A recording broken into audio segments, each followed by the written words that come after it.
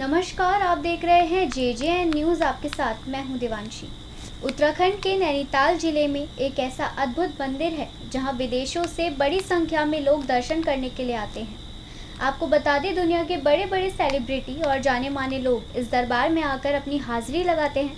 जी हाँ, हम बात कर रहे हैं कैंची धाम स्थित नीम करोली बाबा के विश्व प्रसिद्ध कैंची आश्रम की। इस नाम का जिक्र आते ही बाबा के भक्तों के चेहरे पर भक्ति का एक अनोखा भाव प्रकट होता है। इससे पहले हमने आपको बताया था नीम करोली बाबा के चमत्कार से जुड़े तमाम किस्सों के बारे में कि कैसे नीम करोली बाबा अपने भक्तों का कल्याण करते हैं। आज हम आपको बताएंगे कि कैसे नीम करोली बाबा अपने भक्तों को महासमाधि लेने के बाद भी लीलाएं दिखाया करते हैं। बाबा नीम करोली महाराज का एक भक्त उनके चित्र पर फूलों का बड़ा गजरा प्रतिदिन चढ़ाया करता था, जिसकी कीमत 5 रुपए पड़ती थी।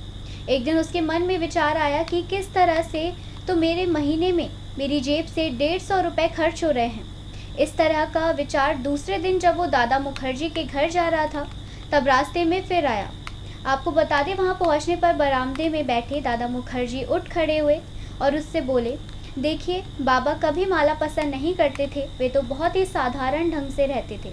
अपने भक्तों को दर्शन देने के लिए कभी कभी तो सड़कों पर खड़े रहते थे। अब आज के बाद बाबा को कभी माला मत पहनाना। बड़ी श्रद्धा हो तो 2 फूल लाकर चित्र के सामने रख दिया करो। अच्छा दादा कहकर वो चुप हो गया, लेकिन उसके मन में तरह तरह के सवाल उठने लगे। दादा कैसे उसके मन की बात जान गए?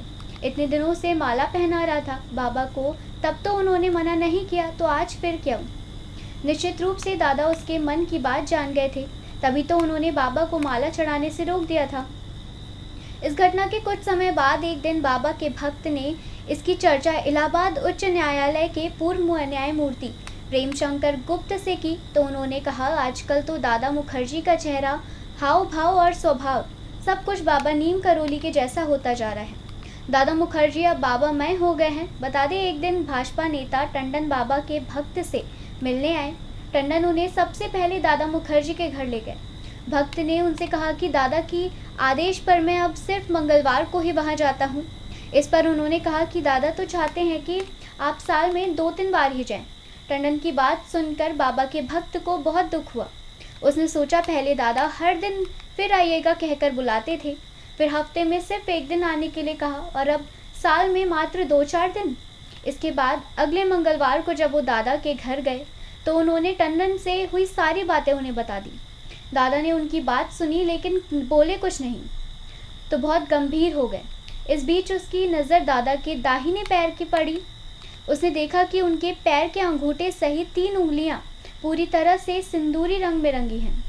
उसके मन में आया कि दादा के पैर में चोट लगी है। वो चूना हल्दी लगाए हैं, जिससे तीनों उंगलियां सिंदूरी रंग की हो गई हैं। उसने पूछा, क्या आपके पैर की उंगलियों में चोट लगी हुई है? जवाब में दादा ने कहा, चोट पैर की उंगलियों में नहीं, बल्कि मेरे दिल में लगी है। नीम करोली बाबा के पाँव भी अक्सर सिंदूरी रंग के हो जाया करते थे, और ठीक उसी तरह दादा मुखर्जी के पैर भी लाल हो गए थे। तो देखा आपने कैसे नीम करोली बाबा महासमाधि के बाद भी लीलाएं दिखाया करते थे। नीम करोली बाबा के चमत्कार से जुड़ी ये कहानी आपको कैसी लगी, हमें कमेंट कर ज़रूर बताएं। साथ ही उत्तराखंड से जुड़ी तमाम बड़ी खबरों के लिए आप देखते रहिए JJN न्यूज़। धन्यवाद।